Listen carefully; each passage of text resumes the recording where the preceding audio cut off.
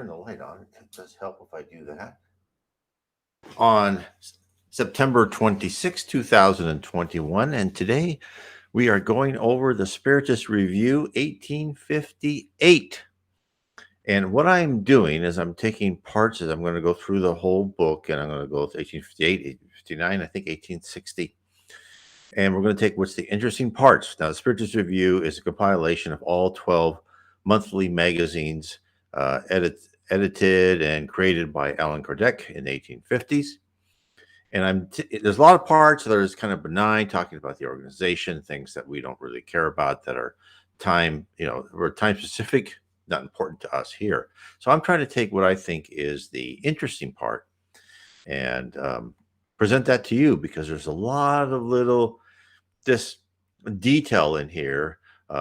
Not all written by Allan Kardec, but a lot of it written by different medium meetings, et cetera, et cetera. So I hope you will enjoy this. Now, before I go on, I would just like to encourage everyone to learn and study about Spiritism.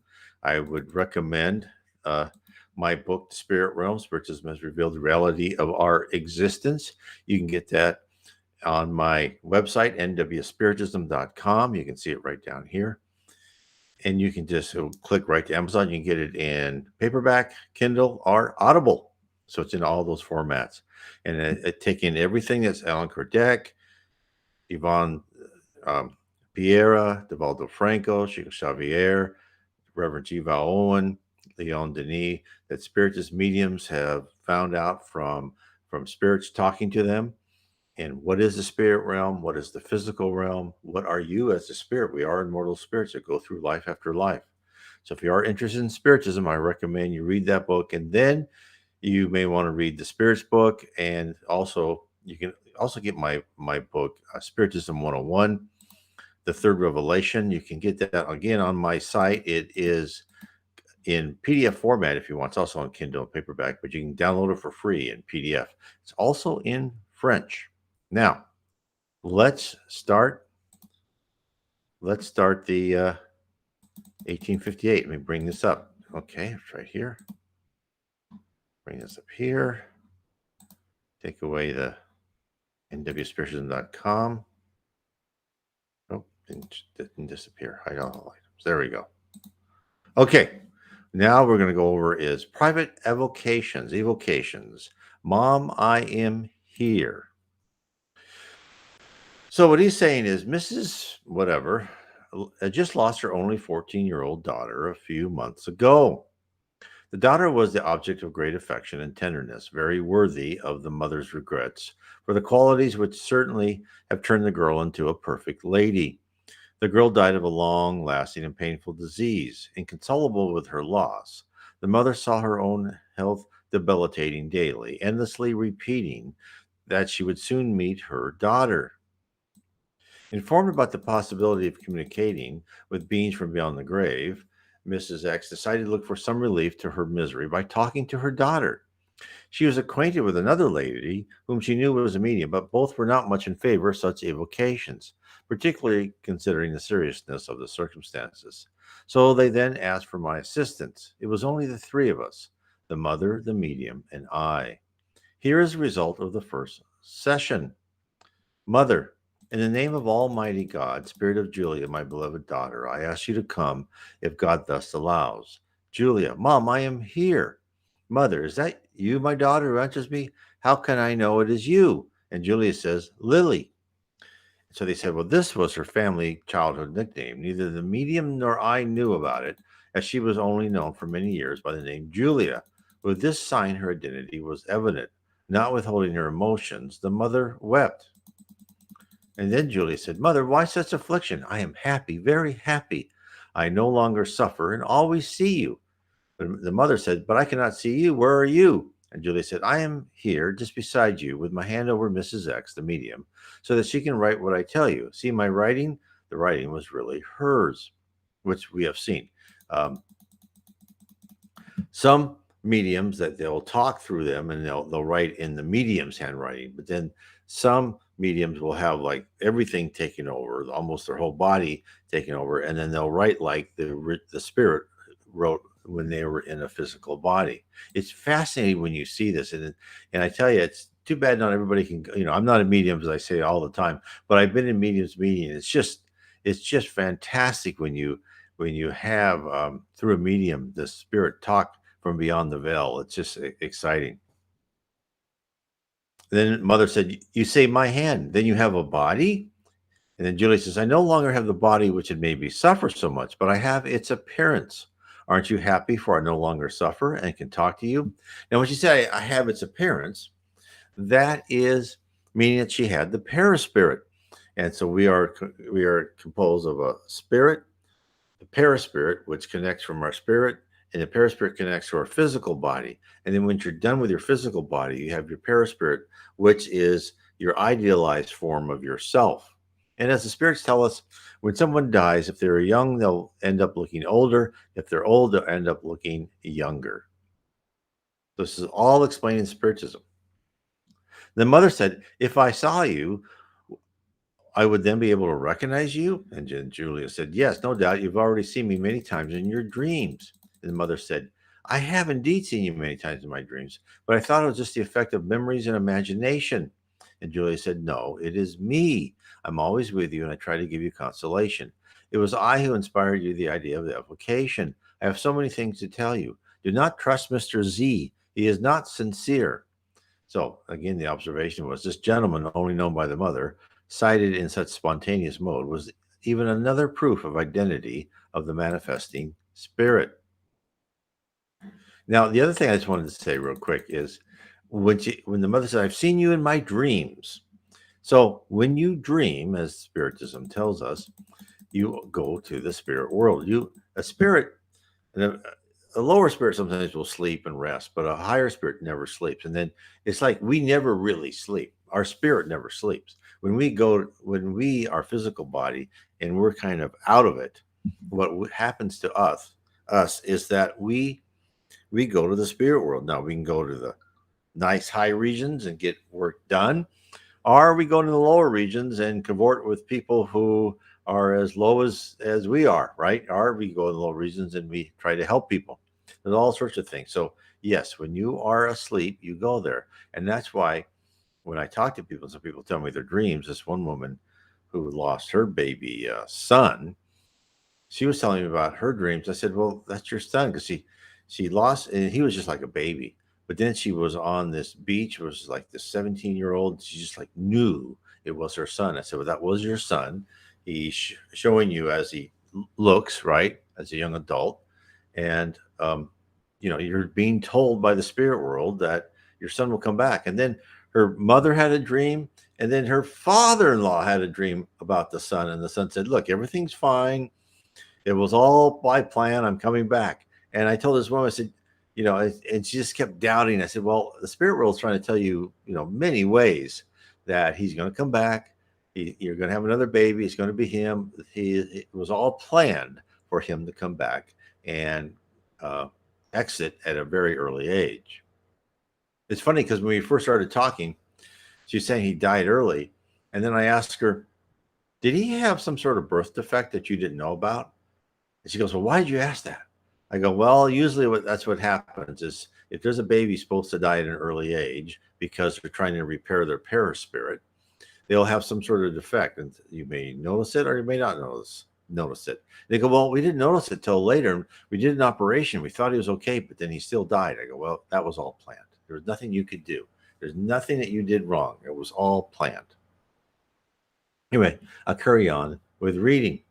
"Mother, what can Mr. Z do against me?" Julia, "This I cannot tell you. It is forbidden to me. I can only warn you to not trust him." Now, again, this has the this the aura of truth here, because if it was just like a fake spirit, they'd just make something up or they would say what they knew. But here, the mother still has to have free will. She cannot say, "No, you can't see him because he's going to do this, this, and this." Julia was only warned and allowed only to tell her that, you better think about before you do something. Then the mother said, "Are you among angels?" And Julia said, "Oh, not yet. I'm not perfect enough," which is, again, very true. You don't become an angel when you pass over. And the mother, however, I never knew any fault in you. You were good, kind, loving, and benevolent to everyone. Then this is not enough? And then Julia said, to you, my dear, I did not have defects, and I believe it as you told me so many times. But now I see how much else I need to be perfect. Yep. So yeah, there she's being told, and that's something that you'll start realizing the truth of your existence. And then the mother said, well, how will you acquire these missing qualities? And Julia said, in new existences, which will be happier and happier. Now, why did she say happier and happier? She said happier and happier because already she's playing out her next existences. And at 14, you can't do too much damage, but she must have been a pretty good person anyway. So then her existences will become better and better because she'll have less to pay for in life after life. And then mother said, will your new existences be on Earth? And Julie says, I know nothing about it. So you could be in other planets. Again, it's the correct answer. His mother said, since you've done nothing wrong in your life, why you had to suffer so much? And Julie said, trial, trial. I withstood it with patience as trust in my God. Today I'm very happy for that. So long, dear mother. Now, when she said trial, trial, that was something she had to pay for a past wrong in a past life. So I'll keep reading. Facing facts like this, who would dare talk about the emptiness of the grave when the future life reveals itself to us in such a touchable way, so to speak? This mother, undermined by her sorrow, experiences today an indescribable happiness on talking to her daughter. Between them, no more separation. Their souls are interconnected in a spiritual intimacy by the exchanges of thought. Despite the discretion surrounding this fact, we would not have published it had we not had the formal permission to do so. The mother told us, may all those who lost their earthly loved ones experience the same consolation that I do. We'll only add one word to those who deny the existence of the good spirits. How can they demonstrate that the spirit of this young lady was an evil demon? Again, that is something you'll see is I've written done videos and I've written articles about that. Is Spiritism, as part of Spiritism, not all, is talking to spirits. And I understand many organized religions said, no, you can't talk to spirits because they're all demons. And no, they've talked to spirits in the New and Old Testament. When these prophets thinking they were talking to angels, those were spirits. I mean, it's been through forever. People have talked to spirits, but yes, there could be a chance of a demon talking to you and hiding the fact that that was a fake daughter, right? Is the way they were talking. But would they know about Lily? They might. It's hard to know. But the conversation would have been different. That's why if you want to get into that, you need to read the Medium's book or the Book of Mediumship. I can't remember what it's called. But anyway, Allan Kardec. Look it up. You'll see it has the word medium in it. The other thing I wanted to say before I moved on was our a friend of ours who is a medium, a very well-known medium in Rio, lost his son. His son was I can't remember the exact age. It was early age, like 19 to 20 something, and he died of a some sort of heart condition very rapidly. And of course, they had profound grief, but they were spiritists, so they knew the son had gone somewhere nice. And then the medium Devaldo Franco got a hold of the family because they'd been friends before and said, now his son's in heaven. He says everything's fine. It was all according to plan. So again, just as this little girl said back in the 1850s, 1858 to be exact, these are all planned. And that's why if someone's lost a loved one, you haven't lost a loved one. You're separated from them for a specified period of time until you go back, and then you'll be back together again. You don't lose loved ones. It doesn't work that way. You are immortal. Your loved ones, your whole family, they are immortal. Your great grandmother, your grandfather, they're still around. Next day, actually, could be one of your children by depending how long ago they left. So you don't ever lose anyone. You may be separated. It's like you are separated from friends, as they go away to college or they go to another job in another city or state. So you never lose anyone if you don't want to, right? Okay.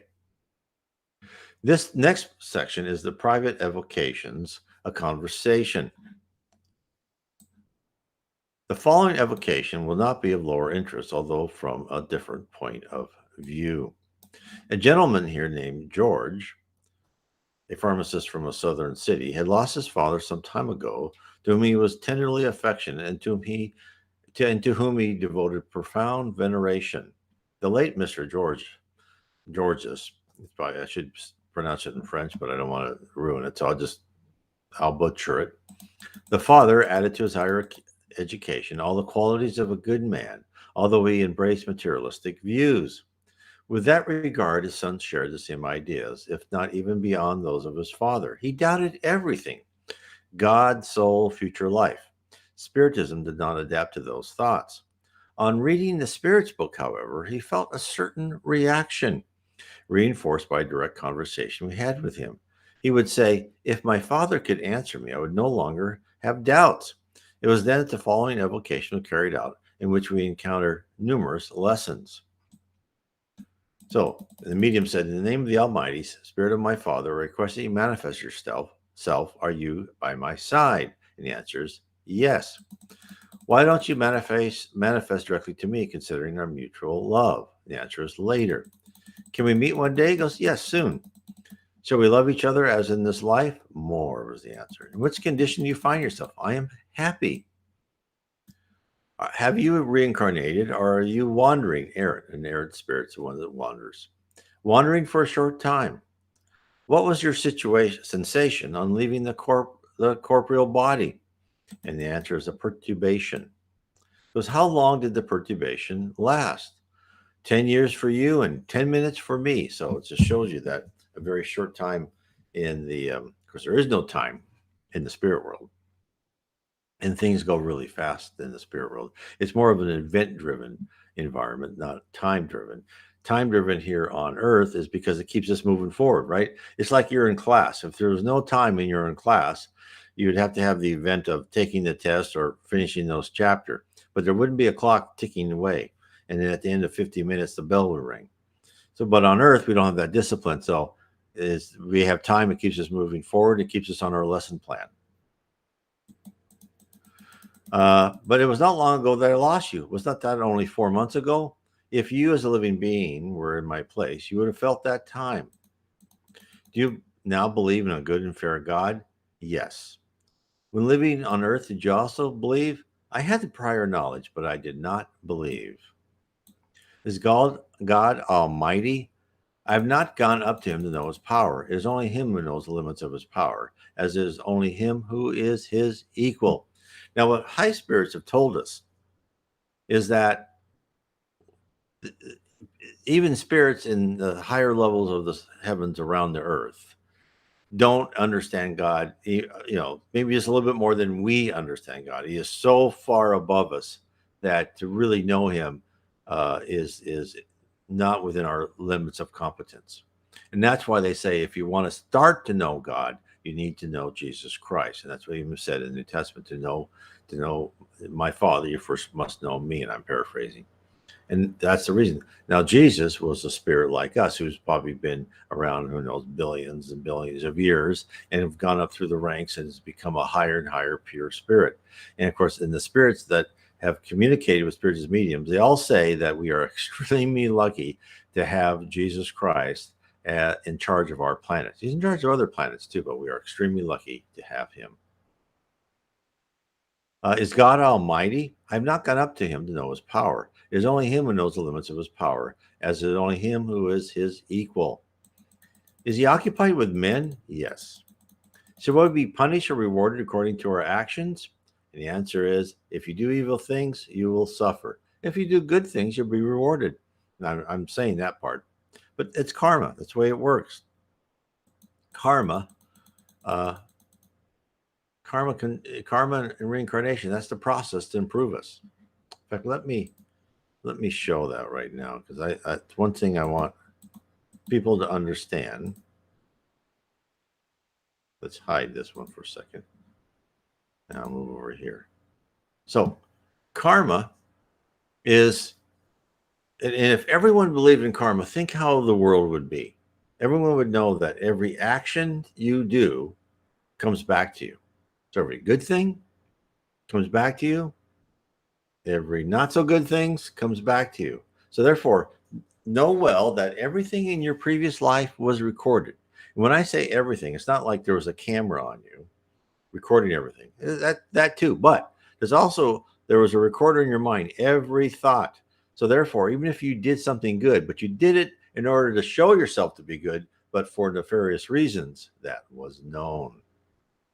Now, in our life now, the results from our previous life determine our set of trials. And also they can be modified by how well we do or how not well we do in this life. So, as we go through these trials and our choices and what we do with our free will, a lot of times we're pretty boxed in what our trials are going to be, determines our future life. Number 3, your present life is recorded and will be used to determine your next life, just like what the Spirit said in 1850s and what spirits tell people now, even in the 21st century. So it's all there. Whatever you're going through. And I have people saying, "No, I'm going through, you know, my aunt or uncle, they had this terrible accident and they didn't deserve this. They didn't deserve that. It was terrible. How can you say, God is just?" And I totally understand. When you look at it from a one life point of view, it seems that there is chaos and evil in the world, and there are terrible things. And yet, if you look at it from multiple lives, it all becomes more uh, logical, because those people died in that horrible accident because they probably did something to someone else like that in a previous life. And then here's a question: can our choices in the last moments of our lives create significant impacts in our next life? And the answer is yes. And in fact, many times I've read where spirits will say, don't interrupt the last moments of a person's life, meaning don't, don't do a mercy killing or anything like that, because in those last moments of life, they will do a lot, and they will understand what they did right and what they did wrong better, and it will set them up for the next life. So yes, the choices can create significant impacts, and that's what spirits have said. And I've seen that from multiple spirits, and that's why you don't want euthanasia when people leave their life early. That is just like suicide, because you're not supposed to leave until your time was up. Everyone has a planned date of when they're going to die. Now, that date can be modified by the spirit, but not modified by you. And of course, there's also this whole thing of unconscious suicides. And what's an unconscious suicide? Someone who drinks themselves to death, or through drug addiction, heroin overdose. I mean, I still feel so sorry when I see these people that have died of overdose, because they went before their time, and that's an unconscious suicide, meaning that they didn't deliberately, but they destroyed themselves. Okay, sad, but uh, very sad. Okay, where was I? Let's get back to.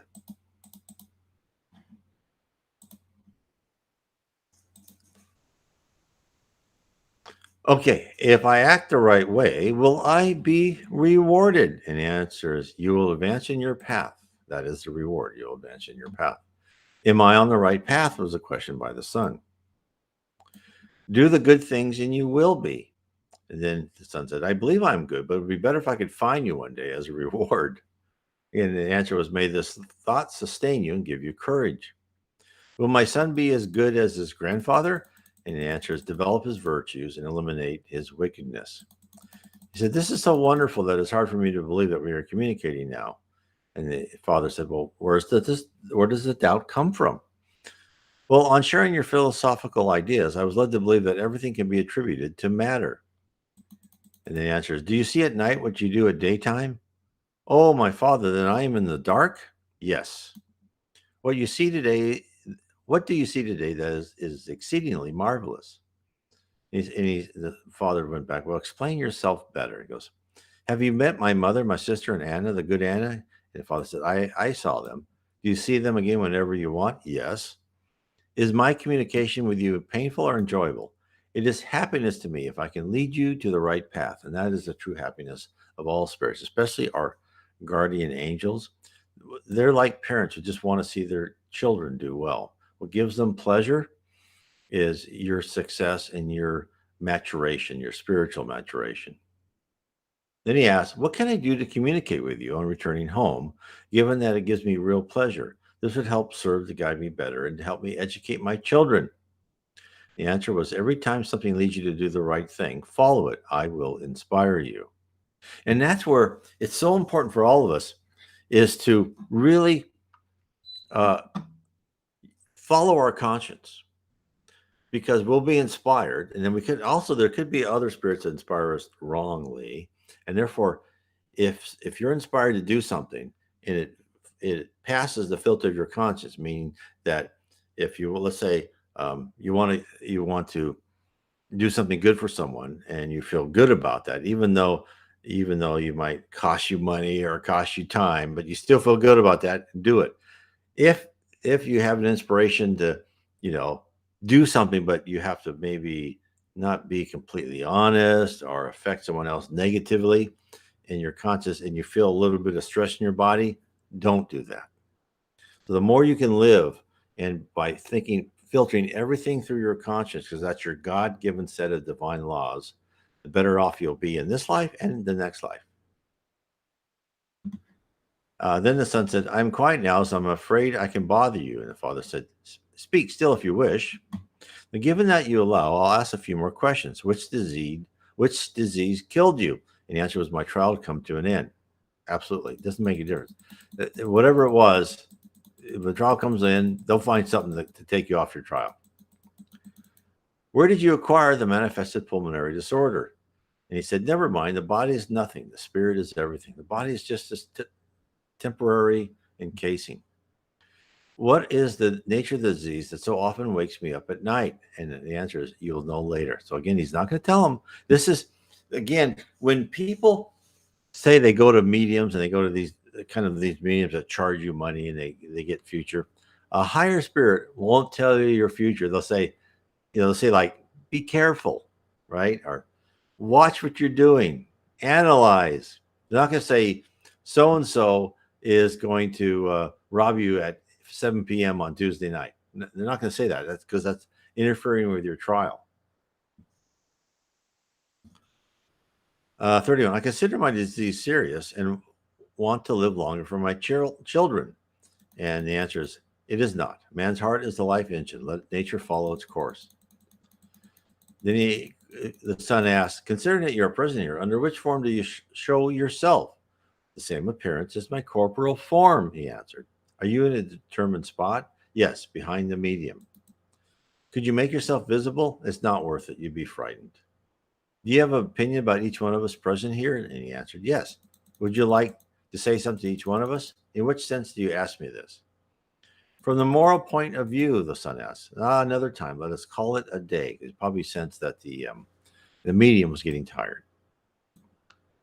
Then Allan Kardec wrote, the effect that this communication had on Mr. George was immense, and an entirely new light seemed to clarify his ideas. In a session which he attended the next day in the home of Mrs. Roger, another medium, he ended up eliminating a few doubts he would still have. Here's a summary of the letter he sent us.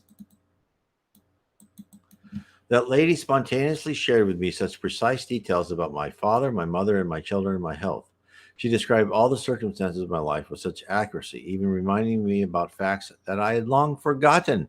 In one word, gave me patent proof of this marvelous faculty, which the lucid mediums have that since then. I'm replacing the words that he uses, somnambulist, which is, I'll use the modern term. I'd undergone a complete change of ideas. In the evocation, my father had revealed his presence. In the session of mediumship, I was, so to speak, the visual witness of the extracorporeal life, the life of the soul. In order to describe with such details, 200 leagues away, something that I only knew, It was necessary to be able to physically see.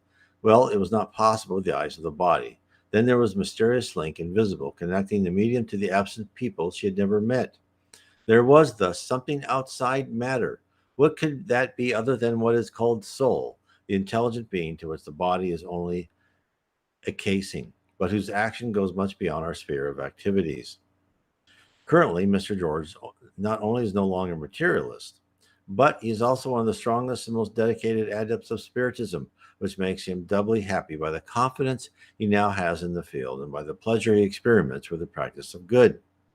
This evocation, very simple in the beginning, is not less notable from several aspects. The character of the old Mr. George reflects well in his brief and sentence answers, according to his habits.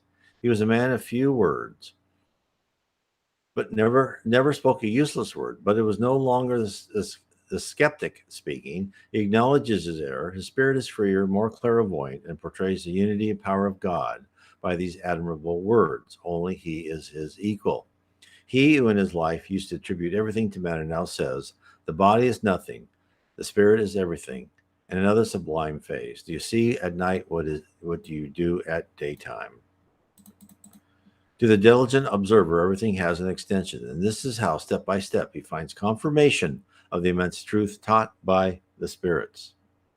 Let me go to page 28, the visions.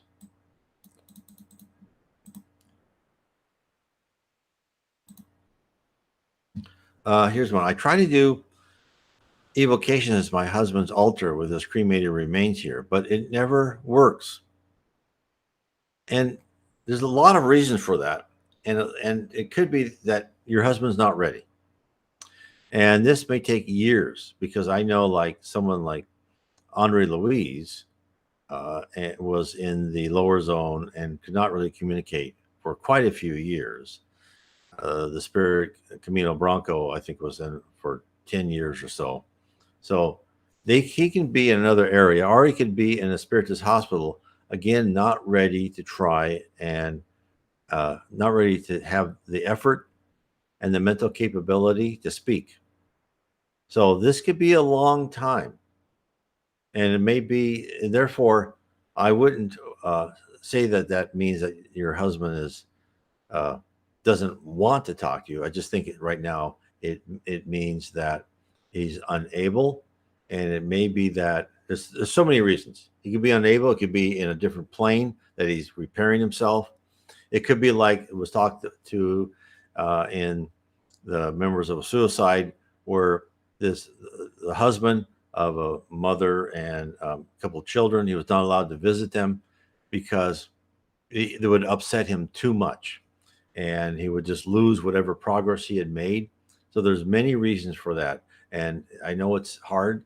It's hard to hear this, but it just may be it may be something you just have to wait out.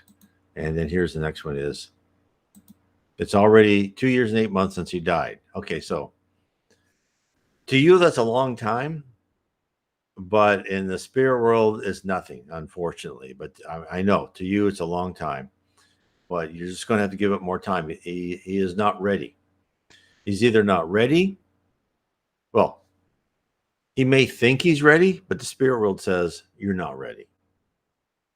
There could be, I mean, there's just, I can think of 3 or 4, 5 or 6 reasons why he can't talk. He could be in a different plane where he's still kind of going through some tough lessons. He could be in a spirit hospital. He could be learning, but he could say, no, you're not quite ready yet. Almost. So keep in there. Don't give up. Just keep thinking. And I know you are. I'm probably telling you the obvious. I apologize. Keep thinking positive thoughts, and just pray for him. Say, I hope you get better. Please, spirits, other spirits, assist him, help him. And when the time comes for me to communicate, please inspire me. Please help me communicate. And that's what I would do.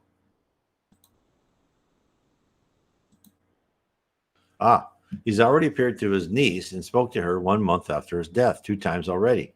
So excellent. So he's not in a bad plane of state, but he's not ready to talk to you yet. So you have to respect that.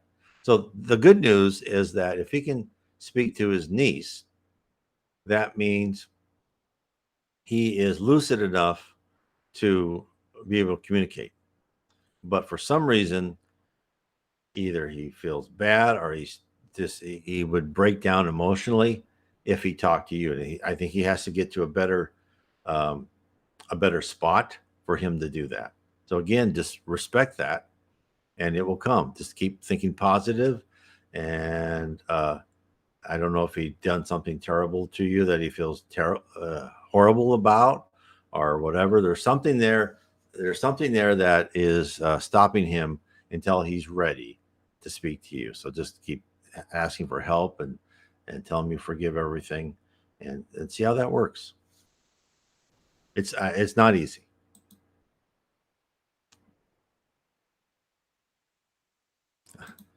So again, so why not me? I feel offended that he prefers her, but not me. No, see, you can't. Please don't feel offended, because he may have not been allowed to talk to you, because he may have been able to talk to his niece in order for him to quickly say to you indirectly that everything was okay. But if he had talked to you, it would have been too emotional for him, and and it would have set him back in his progress. He said we were married for 29 years. So yes, so he was probably very close to you, and I think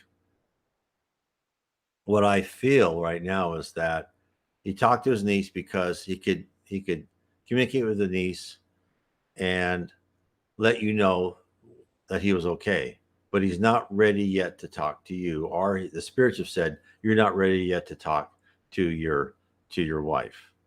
So I would just keep thinking positive and say I'm here when you're ready.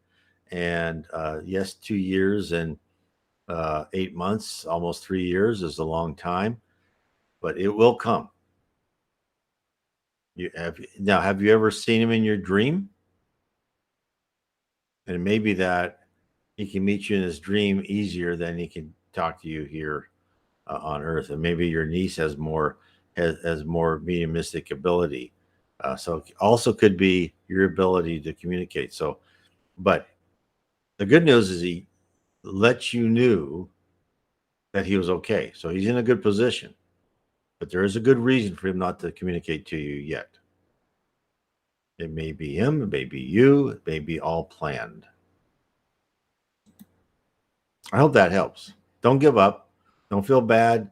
The spirit world wants what is good for you.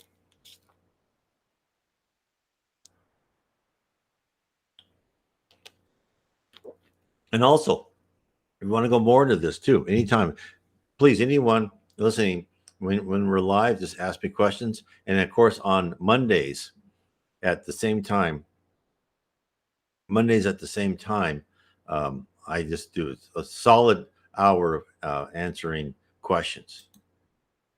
Again, this is my parents came to me right away for many years. Okay, so you have mediumistic ability. So again, there's something that we don't know. There's, let me tell you, it's not that it's it's not that you're being punished. There is a good reason why your husband has not yet come to you, and so you have to respect that.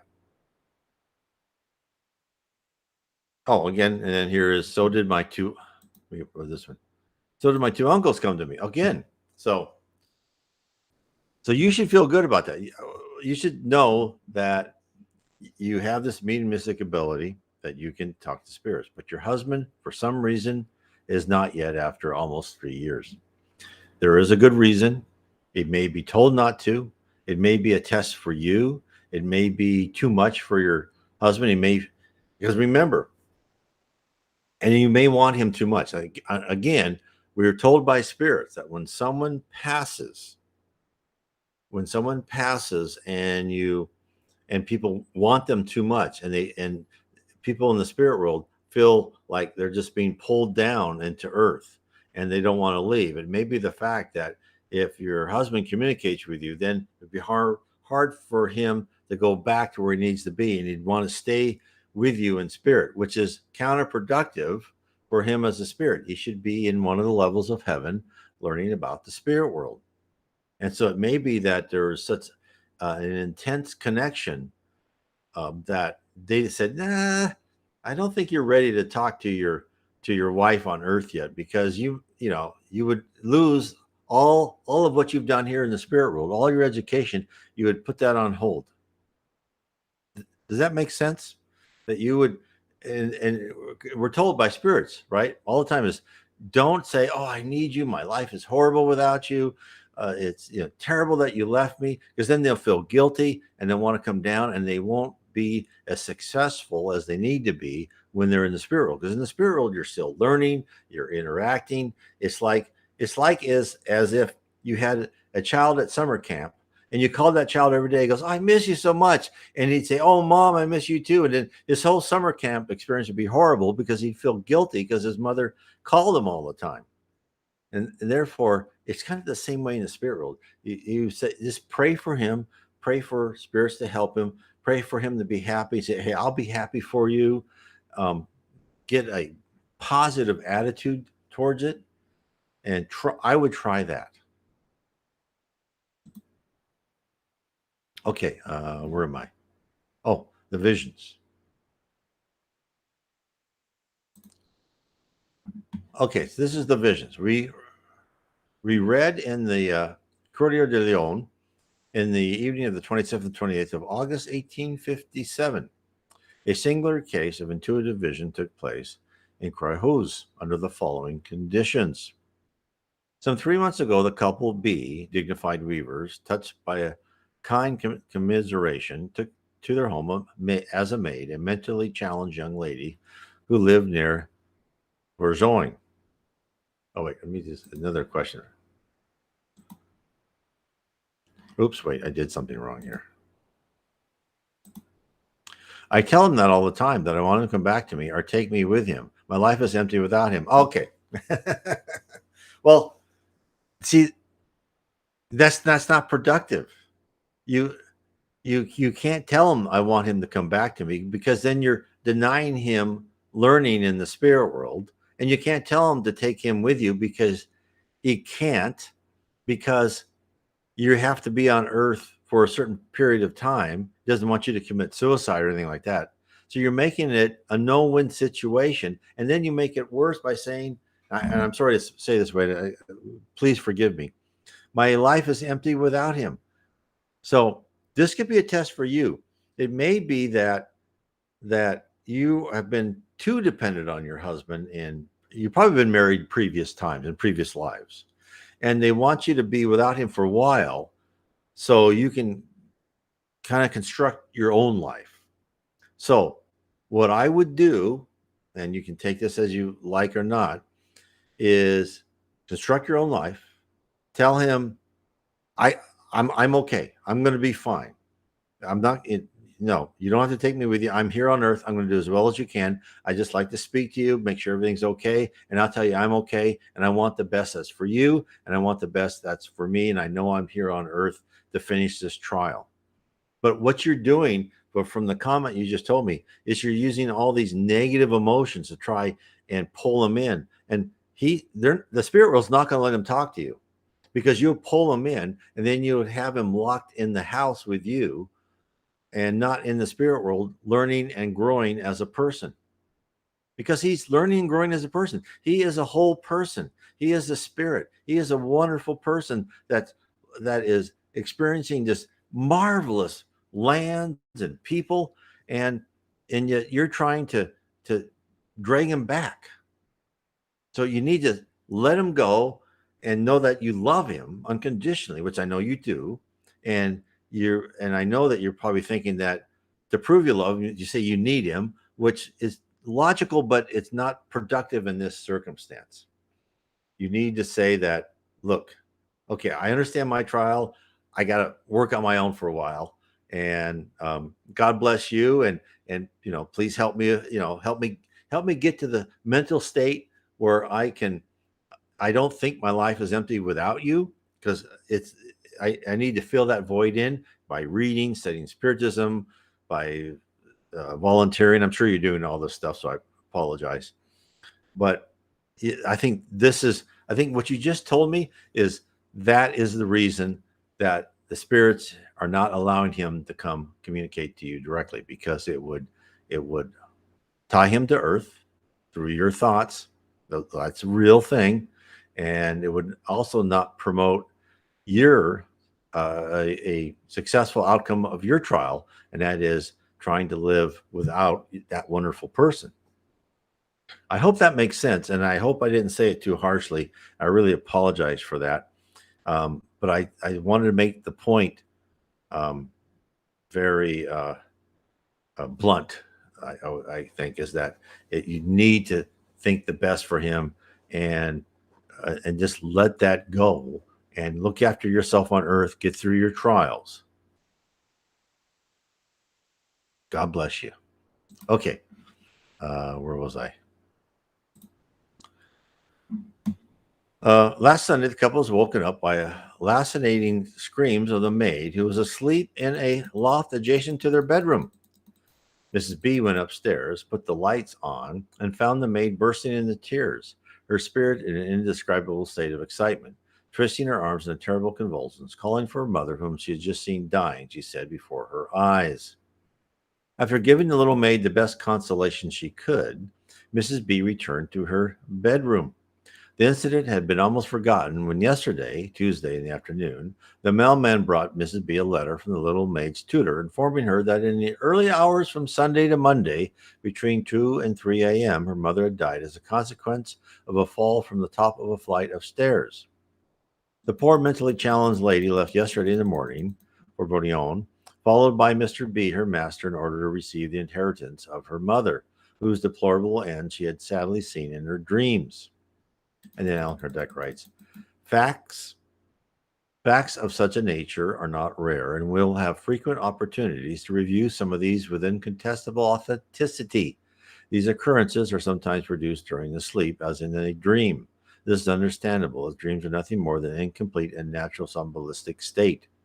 We will designate the visions that take place during that state as somnambulistic visions, dreaming visions, to distinguish them from those who take place while awake, called double or second vision. Finally, we will call ecstatic visions those who take place in ecstasy. And those are probably kind of like maybe Joan of Arc had and other people. These generally recognized by thematic facts and things of the incorporeal world. The following fact belongs to the second category. A ship owner of our acquaintance residing in Paris told us the following story a few days ago.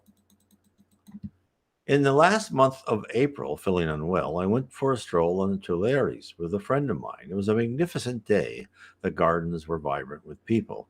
Suddenly, the crowd disappears before my eyes. I no longer feel my body. It is as if I was transported, and I distinctly see a ship entering the port of Havre. I recognize it as the Clements, which we were waiting for in the Antilles. It approached the wharf, and I could clearly identify the mast sailors, the minimum details, as if I was there. Then I told my partner, Behold, the Clements has arrived. We will have news still today. It was a happy trip. On returning home, a telegram message was then given to me. Before I read it, I declared, It is the news of the arrival of the Clements, which arrived at the port of Havre at 3 o'clock. The message did really confirm the arrival exactly at the time we were at the Tuileries. When the visions have beings of the incorporeal world as subjects, one could take them as a result of imagination, classifying them as hallucinations, since nothing that occurred could demonstrate their legitimacy. But in both cases described above, there is a material and positive link to reality. We challenge all physiologists and philosophers to explain them based on the ordinary systems. Only the Spiritist doctrine can do that through the emancipation of the soul, which, momentarily escaping from the material harness, is transported beyond the sphere of corporeal activities. In the first case, it is likely that the mother's soul has come to visit the daughter and warned her about her death. But in the second case, it is certain the ship did not come to meet the owner in the Tuileries. One must agree that it was the soul that went to meet the ship at the Havre. Now, and so these little things, these are things that make people explore spirituality and spiritism. And these things happen to people all the time. is these little occurrences that are not explainable by our current level of science, but are explainable when we think there is something else out there. And when you think of all that we've heard today with these two stories. The mother fell down a flight of stairs, came to tell her daughter that she had died. How's that happen? Unless the spirit world is this highly complex uh, universe where people can go. That distance means nothing. In fact, the spirits tell us there's no such thing as distance. It's presence or absence. Therefore, it's all logical. It's like you're in this logical, huge database where you just move through things through different parameters and environments that you bring in. And then here's this one guy walking through the gardens of a park, and he sees a ship coming. Somehow he was in such a state where his mind let him enter into kind of the whole connection of this simulated area called Earth, because we are in a simulator where we think we're physical and we think we're real, and the wall is a wall and the book is a book, and yet it's all there for us to teach us lessons. Somehow he got beyond that, and he saw his ship that he was worried about, and he saw that ship come into the harbor, and he knew everything was okay. So how can you explain that? I mean, one time I was at a roulette wheel, and I said, "Oh, I know the next three numbers." Of course, being stupid, I didn't bet anything, but I knew the next three numbers exactly. Now, that's coincidence. Well, yeah, could be coincidence. Could be. But there's other people, and I've had other things where my mother died. I got a call at 1 or 2 o'clock in the night, and then in the morning I went to her room, and I tell you that I was absolutely certain I felt her presence. My mother was there. I could not see her, but my mother was there. And I said, "Mom," I said, you're here in your room, but you really should be in heaven. Look up, look for Dad. He'll take you to the right place. Remember, we talked about Spiritism, and then I felt her go, and I never felt her in her room again because she knew where to go, and I knew my dad was there to meet her. Because, in fact, the funny story about her, we went to see her. Was it the night before or the 2 nights before? I can't remember. And she said, and she was at the end of her life, a little bit out of it. And she goes, "Oh." Goes, a really funny thing happened to me. He goes, "Well, what?" He goes, "Well, the doctor came over my bed and looked at me like he really loved me." And I turned to my wife. I go, "Yeah, that was probably my dad." And he saw her, she saw him, but she didn't know who it was because she wasn't all there. And so she was getting ready to pass over. God bless her. It's just I had the greatest mom and dad in the world. I'm very lucky.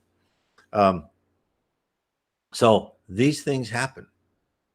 And these are things that cause people to know that there's more than just, we're born, we're a carbon-based life form. We're here for no purpose other than to reproduce and, eat up a little bit of the resources of the planet and then go back in the dust. And that's what you'd have our current culture tell you. There's no such thing as God. There's no such thing, any of this stuff. And if I don't see it, I don't believe it. Well, and then people say, well, how come God doesn't show himself? Well, this is all part of the reason that we're on this campus called Earth. We're supposed to explore that and figure that out ourselves. Now, when we go to a higher planet, we'll be more in communion with the spirit world. But we have to go through this phase of understanding that there's something beyond us, because we have to rip out these primitive emotions and get these loving and wonderful emotions: service, charity, fraternity, honesty. And we have to accumulate that. And then we also have to demonstrate our capacity to improve our spirituality and to look for God and look for the right things. Because imagine this: God came to earth, or Jesus came to earth and said, "Okay, everybody, I'm here, I'm real. Let me do a couple miracles, and and I'll see you. I'll see you later." Well, people would say, "Oh my God, there's God," right? But then 3 months later, it'd be on the news. Oh, that was probably just mass hysteria. We've forgotten about that. This would have been imposed on us. And the spirit world doesn't want to impose things on us. They want us to figure it out. It's like you're not going to give the students the answers to the test before the test. Oh, here's the answer to the test. Well, the student doesn't learn anything except how to copy correctly. So if these things were so easy, how would that help us? No, your life's not going to be that easy. And look at these, people ask me these questions. These people, a lot of these, God bless them all, they're going through hard trials and they're finding out hard things.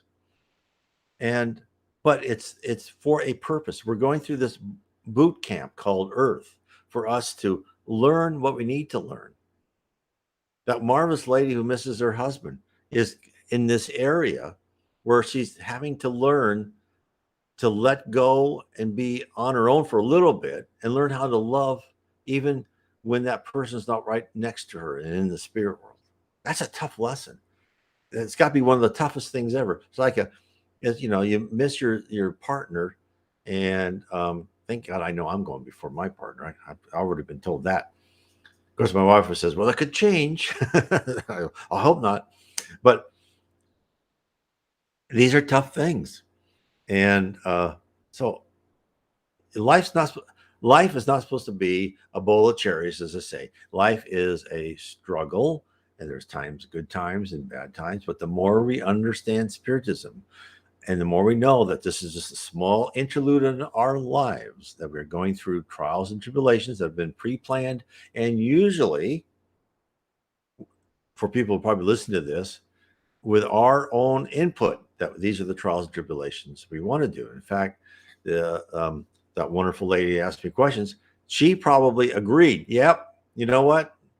I need to be apart for a while at the back end of my life because I need to grow. There was another a story like this.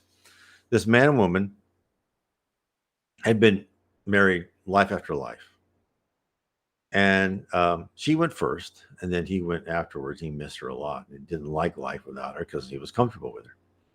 And then when he got to heaven, he goes, "Well, what are we doing in our next life?" And he goes, "Well, because that you've been using me too much, and I've been supplementing your spiritual side, and you need to be in a position where you increase your own spirituality, not be dependent on me. So in our next life, I'm talking to spirits, and they recommend we aren't together." And of course, he didn't like that idea, but he finally agreed because he knew that he used her, so he didn't have to learn that part. Right? We all do that. I mean, I'm not saying anything wrong in this. This is a good part of being a couple, right? You supplement each other, but then again, sometimes we supplement each other so well that we don't need to grow in a certain direction, and therefore you might have to have a life apart. So these are all different things that can happen. Anyway, I want to thank everyone for being with me today. Remember, on Mondays and Tuesdays, again, I live stream at the same time as I did on Sundays. And on Mondays, I answer questions, and on Tuesdays, I'm going through the wander in the spirit world. Anyway, I want to say God bless everyone. God bless.